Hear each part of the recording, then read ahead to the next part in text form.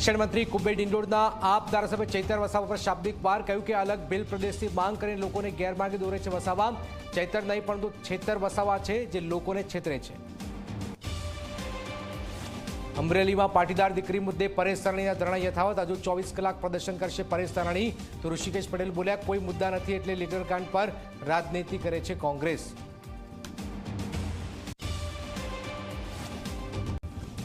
રાજ્યમાં ઠંડીમાં થશે નોંધપાત્ર ઘટાડો. ઉત્તરાયણ બાદ ઉચકાશે તાપમાનનો પારો. 35 અને 34 ડિગ્રીની આસપાસ રહી શકે છે તાપમાન.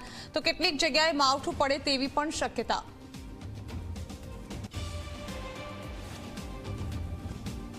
અમદાવાદના બોડકદેવની ઝેબર સ્કૂલમાં વિદ્યાર્થીનું શંકાસ્પદ મોત. 8 વર્ષીય બાળકી અચાનક જ ઢળી પડી. હોસ્પિટલ પહોંચવા સુધીમાં મોત. પોલીસે હાથ ધરી તપાસ. રાજકોટની ગેબન શાહ પીરની દરગાહમાં સર્જાયો વિવાદ. પૂર્વ ટ્રસ્ટી યુનુસ જુનેજાએ લગાવ્યો ગેરવહીવટનો આક્ષેપ. દરગાહમાં કરોડોની ગોલમાલ થઈ હોવાનો આરોપ. સીએમ અને વકફ બોર્ડને લખ્યો પત્ર.